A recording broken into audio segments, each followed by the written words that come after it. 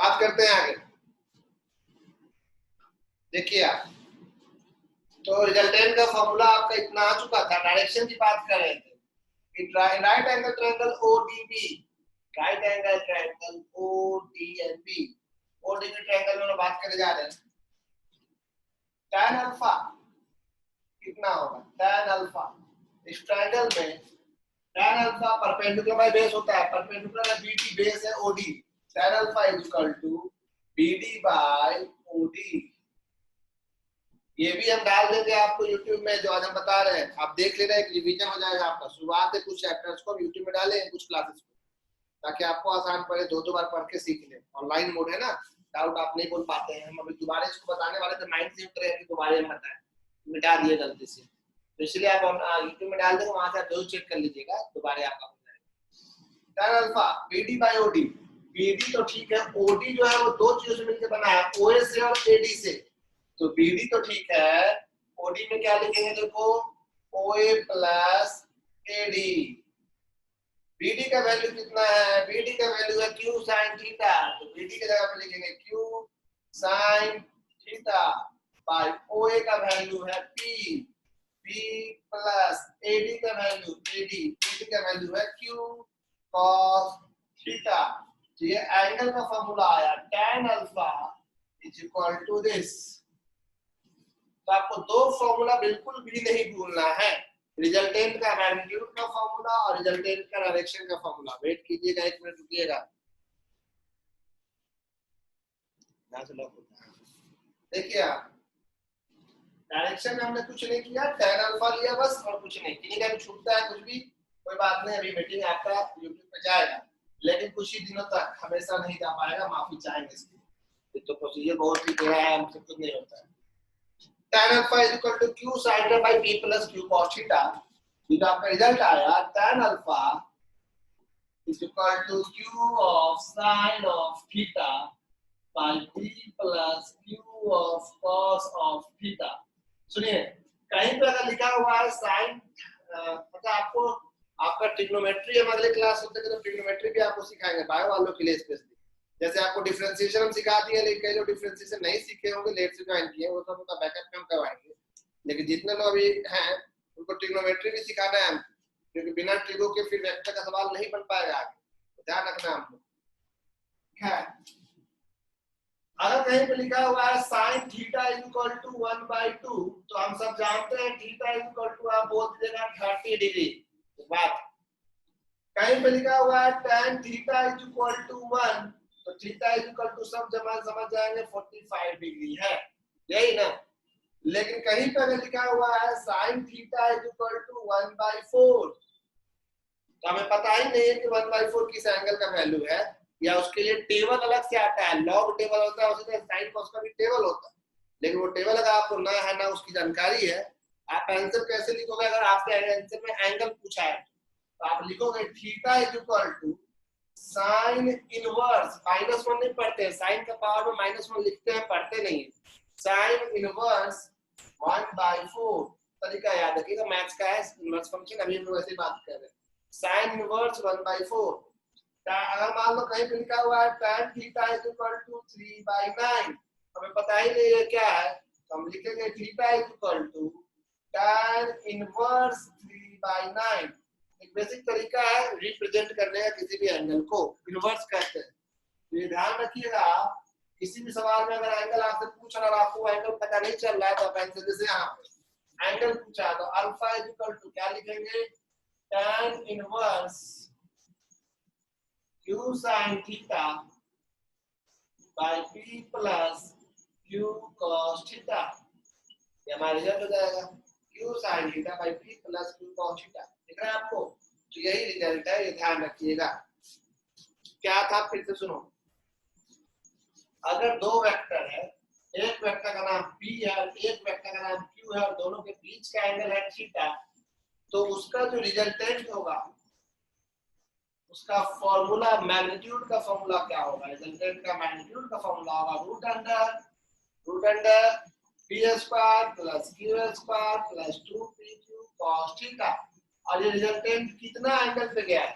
अगर ये angle P से बताना है तो अल्फा लिख दोगे P से, tan alpha is equal to, ध्यान दीजिएगा पी से एंगल बता रहे हैं तो साइन कॉस क्यू के साथ लगा दो, याद करने का तरीका बोल रहे हैं, Q sine theta by P plus Q cos theta. कोई बोलेगा नहीं हमको पी से एंगल नहीं बताना था, हमको क्यू से एंगल बताओ। मान लो क्यू से एंगल तुम बीटा कहते हो, बीटा, तो उसके लिए उस किसी के लिए tan beta is equal to, जैसे आपने यहाँ अल्फा में एंगल जब पी से बता रहे हैं तो साइन और कॉस में क्यू लगा रहे थे, अगर एंगल आप क्यू से बताते हैं तो वही साइन कॉस में पी लगा दीजिएगा, मतलब P sine theta by Q plus P cos theta. अगर आप समझ पा रहे हैं तो देख लो, ठीक है। ये कुछ एक ट्रिक है प्रैक्टिस है अलग से समझने के लिए। फिलहाल एग्जाम में अगर ये स्टेट एंड प्रूफ आएगा तो आपको यहाँ तक दिखाना होगा, जिसका स्क्रीनशॉट ले लेना, वो पूरा एक साथ था स्क्रीनशॉट। अब आपको इसका प्रैक्टिस करवाने जा रहे हैं। देखो ऑफिस में क्या फूड वाला हो, फूड वाला नहीं होता है 11 का फर्नीचर उस पे लगा हुआ होगा, तो नहीं नजर आ रहा। चलिए अब आप प्रैक्टिस शुरू करने जा रहे हैं वेक्टर का। अभी नॉर्मल प्रैक्टिस हो रहा है, उसके बाद फिर आपको ट्रिग्नोमेट्री का कुछ एंगल पता रहेगा तभी काम हो पाएगा। अभी आपको हम ट्रिगो सिखा देंगे तो आपको उससे कॉन्सेप्ट क्लियर हो जाएगा। जितने लोग मैथ्स ऑलरेडी से जानते हैं या मैथ्स पढ़ रहे हैं, जिनका मैथ्स है तो वो सब जान रहे होंगे first quadrant, second quadrant, third quadrant में क्या होता है क्या नहीं वो। लेकिन जो पहली बार इनसे ज्वाइन हुए हैं या जिनका बायो है उन सबको मैथ्स सिखाना मेरा काम है। मैथ्स वो मैं तो फिजिक्स में आएगा, मैथमेटिकल टूल्स तो हम सिखाएंगे। तो अभी आपको डिफरेंशिएशन कैसे सिखाए थे वैसे ही आपको सिखाएंगे हम ट्रिग्नोमेट्री। या कुछ हिस्सा नहीं मिला आपको? नहीं ऊपर में ही रखा हुआ है, यहाँ पे तो नहीं रखा हुआ है ना? नहीं यहाँ तो नहीं, नहीं मिला हमको।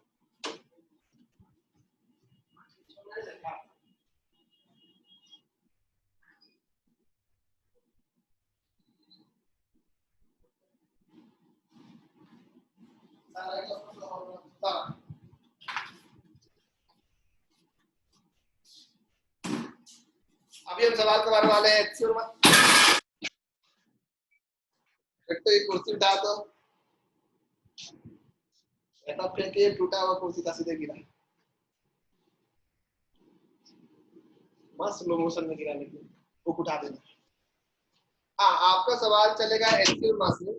ये एचसीएम देखो, ये मेरा एचसीएम है जिससे आप पढ़े थे, मेरे भैया का भैया इतना पुराना था। एक स्टूडेंट था, उसको लकड़ी वकड़ी का काम करने में इंटरेस्ट था, घर ले गया लकड़ी से एचसीएम बड़ा प्यार से लिख के हमको दे दिया था। बहुत पुरानी किताब है, फिलहाल तो यही है मेरे पास। लेकिन आप लोग एचसीएम अभी रखोगे या सिंगेज, हम सिंगेज से ही फॉलो करेंगे काम। हम लोग क्या क्या बनाएंगे, हम लोग एचसीएम बनाएंगे। ये सिंगेज है जो पढ़ाते पढ़ाते आपको ये खराब हो चुका है।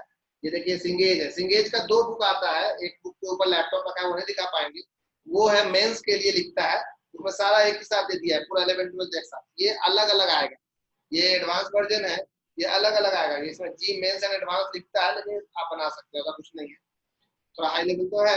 ये अलग अलग है, मैकेनिक्स 1, मैकेनिक्स 2, फिर ऐसे ऐसे करके बहुत सारा, इसका 6-7 पार्ट आपको मिलेगा 12 तक। ये पूरा फिजिक्स नहीं, बस का एक हिस्सा है। इसमें सिर्फ एनसीईआरटी का 3-4 लेसन है, खत्म। एनसीईआरटी में जितना पार्ट 1 है उसका सिर्फ 4 लेसन इसमें है, ऐसा 4 बुक मिलाओगे तब जाके आपको एनसीईआरटी का एक पार्ट कंप्लीट होगा इसके हिसाब से। ये तो ज्यादा है। तो हम लोग एक वर्मा जी चलाएंगे, एक ये चलाएंगे, और एक क्या चलाएंगे, और मैं यहाँ चलेगा आपका ये, यहाँ मैकेनिक्स लिखा हुआ है पार्ट 2, हम पार्ट 1 चलाएंगे। ये है डीसी पांडे, तो हम लोग इसको फॉलो करेंगे, हम इसी सब सवाल आपको देंगे, ठीक है। तो मेरे सामने यही सब किताब रहता है। इसके अलावा हम एक बुक है जिसके ऊपर लैपटॉप रखा हुआ है, टाटा मैग्रो हिल टीएमएच, उसका है रेस्निक हेलिडियन वॉकर। तो उन सबसे मिला के आपको सवाल है। तो मेरा तरीका है सवाल हम कहाँ से दें, आपके ऊपर है, आप दुनिया के जिस कोने सवाल बनाना है बनाए। हम आपको सवाल भेजेंगे ग्रुप में, व्हाट्सएप ग्रुप में कि ये सवाल आपको बनाना चाहिए, तो आप बना के उसको दिखा, ठीक है। वो बोर्ड लेवल क्वेश्चन भेजेंगे, हाईटेक नहीं भेजेंगे। हम लोग पहले बोर्ड या बेस मजबूत करेंगे। 11th में आपको कॉम्पिटिटिव होना ही चाहिए, मेरा मानना है। पहला क्वेश्चन बोल रहे हैं, देखिए सबको लिखना पड़ेगा क्वेश्चन, हम बोलने जा रहे हैं। अगर क्वेश्चन दोबारा लिखवाना हो तो आप हाथ रेज कर दीजिएगा। तो वेक्टर नाम का चैप्टर ही गायब हो गया है।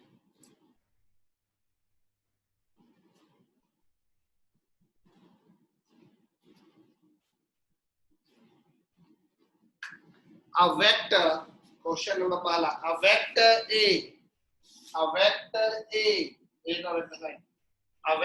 A makes an angle 20 degree, a vector A makes an angle 20 degree, and vector B makes an angle, of 110 degree. A vector A makes an angle 20 degree and vector B makes an angle 110 degree. With the x-axis, a vector A makes an angle 20 degree and vector B makes an angle 110 degree with x-axis. Full stop. The magnitude of these vectors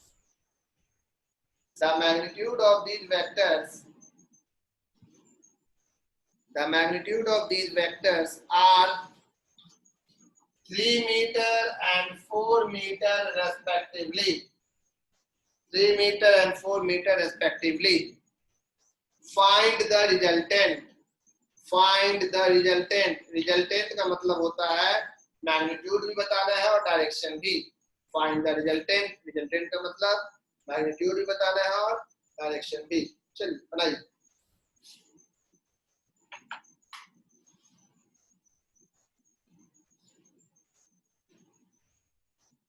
बनाकर बताएं. आप हाथ raise करेंगे जिनसे बन जाएगा. वैसे पहला सवाल है इसलिए इसको हम बनाएंगे आपके लिए, लेकिन आपसे जितना बनता है उतना पहुंचिए. अब धीरे धीरे प्रैक्टिस शुरू करेंगे. ठीक है. आज भी आपको कुछ सवाल नहीं भेजने वाले जब तक हम खुद से प्रैक्टिस न करवा दें. सवाल भेजना अच्छा नहीं है मेरे लिए.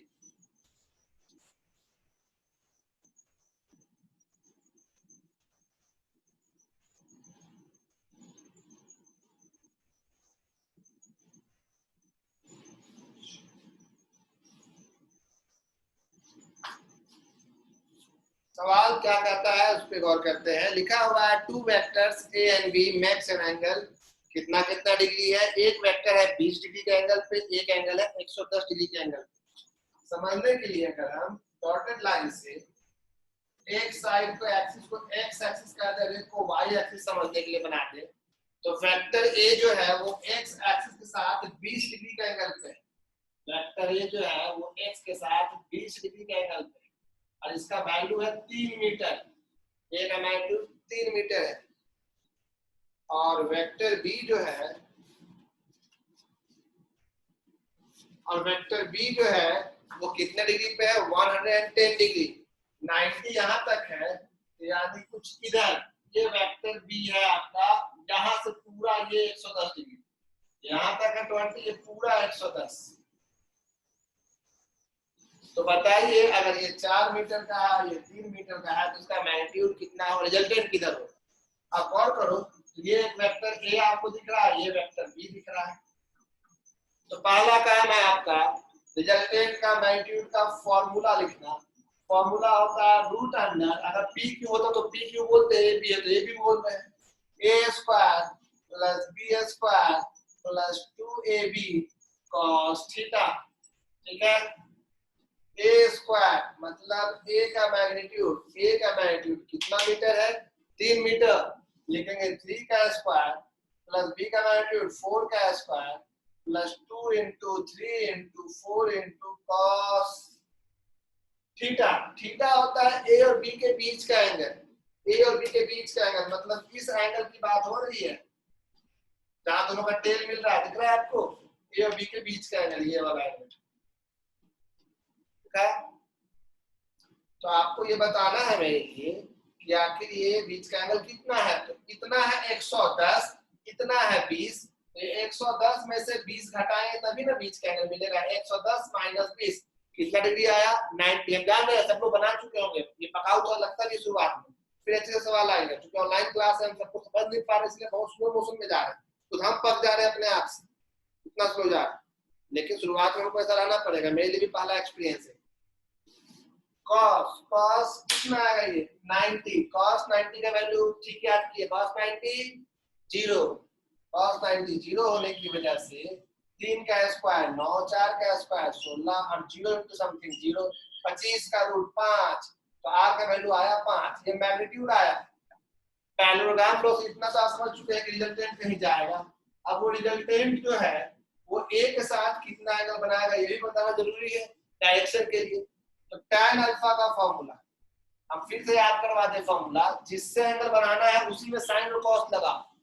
tan alpha a sin theta, theta मतलब बीच का एंगल ना, थीटा तो बीच का कितना है 90, a sin 90 by b plus a cos 90, यही फॉर्मूला था ना, q sin theta by p plus q cos theta, वही सेट कर रहे हैं।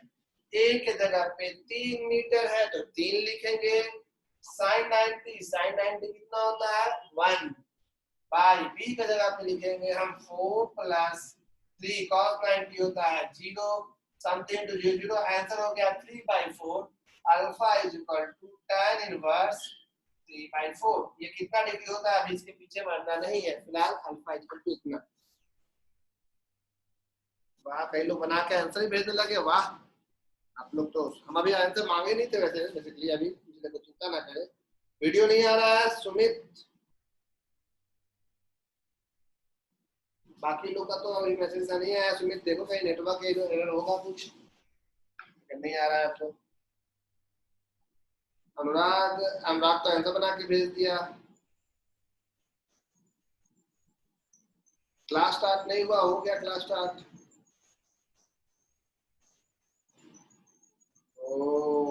अच्छा अनुभव ये बात। ओके, तो आपको ये पहला बेसिक सवाल समझ में आ गया। अब आपसे हम दूसरा बेसिक पूछने वाले हैं।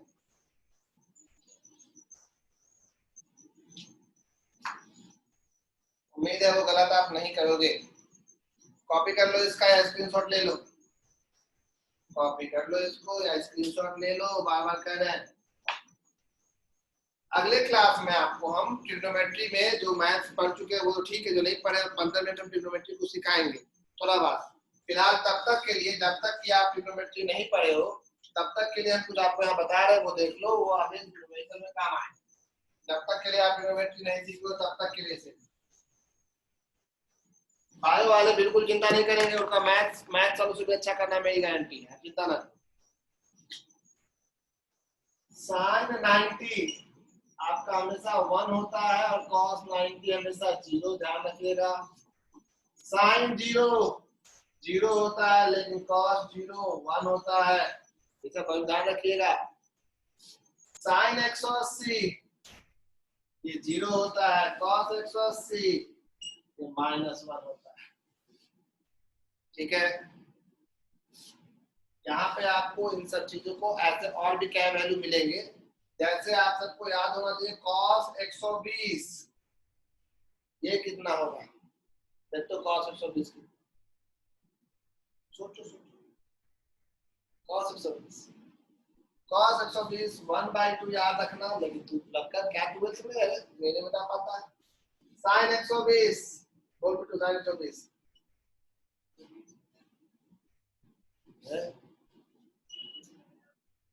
सब लोग ध्यान रखेंगे। तू फंस रहा है, cos 120 में साइन क्या लग जाएगा माइनस, वो हम बता देंगे आपको कैसे होता है -1/2। अभी बिट्टू को हम कंफ्यूज करने के लिए लिख दिए थे, कोई बात नहीं, आप उसको लिख लीजिएगा। sin 120, अनुराग कुछ बोलना चाह रहे हो? सॉरी अनुराग हम नहीं देख पाए, बोलो Anurag. Sir tan alpha equals to 4/3 होगा ना, tan इनवर्स 4/3।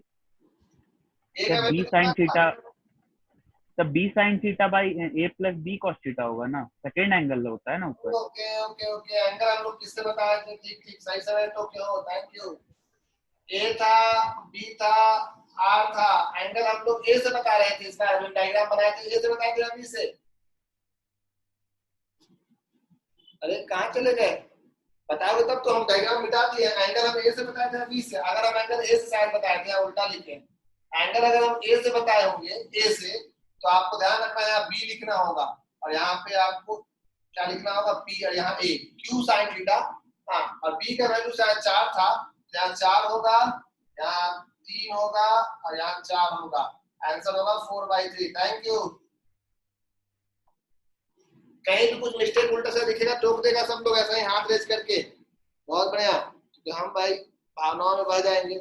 देखिए फिर से हम लोग जो फॉर्मूला पढ़े हैं ना, एंगल जिससे बताते हैं ना, साइन कॉस उसके दूसरे वाले से लगाना है।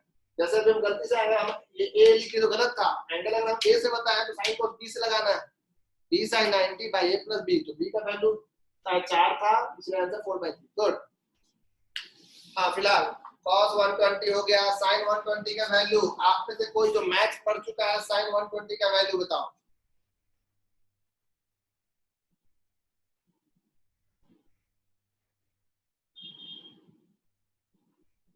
कोई बात नहीं, अभी लगता है कोई खास पढ़ा नहीं, तो हम आपको फिलहाल अगले क्लास में सब चीज सिखाएंगे, तब का बात करेंगे, अभी नहीं। जब तक आप लोग नहीं पढ़े हैं आसान हो जाएगा, अभी हम पढ़ाए नहीं है इसीलिए आप पहले कर, कैसे वैल्यू क्या करना है हम आपको अभी फिलहाल रखने के लिए cos 120 बता दिए, आप रट के रखिएगा, cos 120 हटा दिए हैं, रट के रखिएगा। फिलहाल ये वाला सब आपको याद रखना है, अभी आपको कुछ हम सवाल देंगे, उसके जरिए आप इसे ध्यान रखिएगा, ठीक है। आगे हम एक सवाल दे रहे हैं, उस सवाल को हम देखते हैं आप में से कितने लोग बना पाते हैं। क्वेश्चन लिखेंगे सब लोग, बोले क्वेश्चन, आप इसका स्क्रीनशॉट लेना चाहे ले सकते हैं। ये वाला सब चीज कैसे आया वो हम बताएंगे, चिंता नहीं करना। टू वेक्टर्स have magnitudes, निकल गया कितना दिखा साइन एक्स √3/2 प्लस में कि माइनस में। Two vectors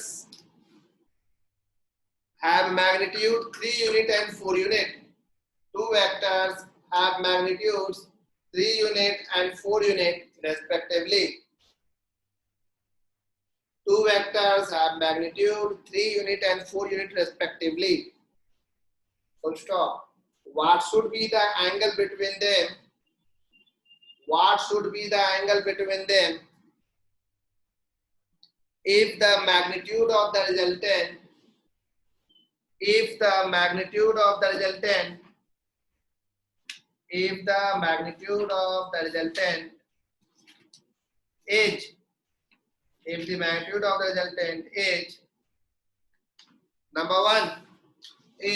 number one 1 unit, number 2 5 unit, number 3 7 unit।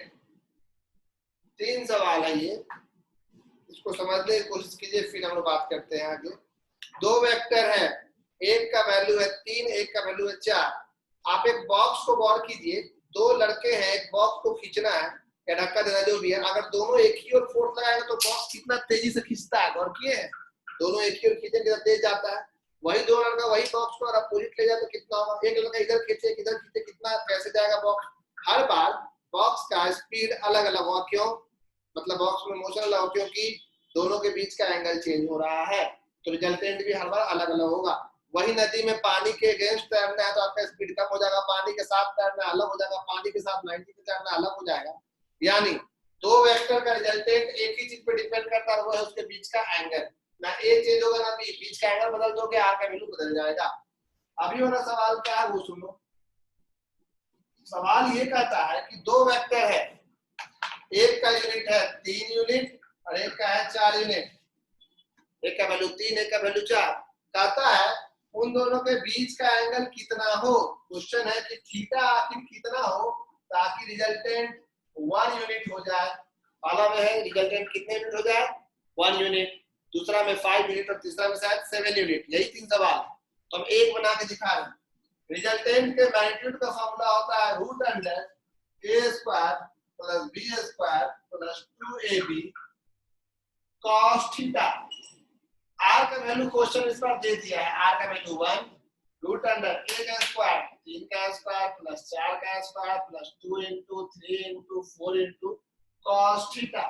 दोनों साइड स्क्वायर करो, स्क्वायरिंग ऑन बोथ, स्क्वायर करेंगे तो 1 का स्क्वायर 1, ये हो जाएगा 9 + 16 + 24 ऑफ cos थीटा।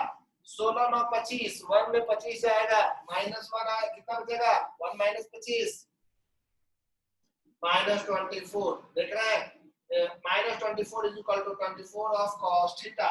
24 का आंसर हो जाएगा cos थीटा कितना दिख रहा है, सॉरी देख रहे हैं, जिन्होंने हाथ रेज किया मौका दे रहे हैं बोलने के लिए।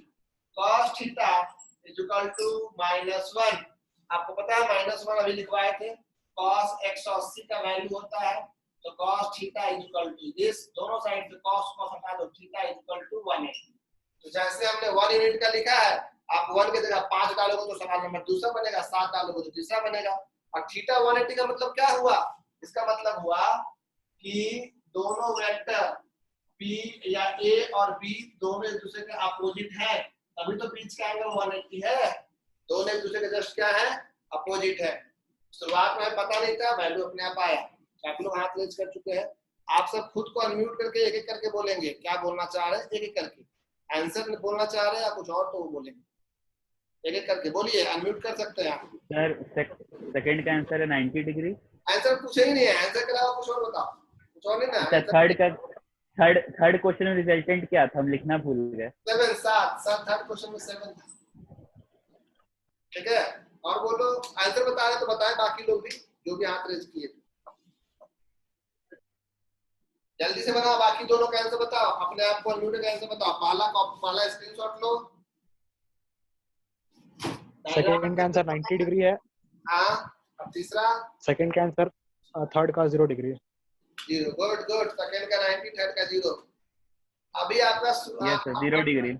आप अपने आप को यस सेकंड का 90 और थर्ड का 0 डिग्री। ठीक है प्रति, 0 डिग्री थर्ड का भी। हाँ ठीक है। सॉरी स्क्रीन पे अभी प्रैक्टिस शुरू ही हुआ है, घबराएंगे नहीं। समझ में नहीं आने कोई चीज नहीं है, आएगा समझ में। वेक्टर है, टाइम लगता है, और इतना शुरुआत थोड़ा सा आसान ही आपको दिख रहा होगा, आसान है भी। घबराइएगा मत, सवाल को टेढ़ा करेंगे जब तक कि आगे हम बताएंगे नहीं कोई बात।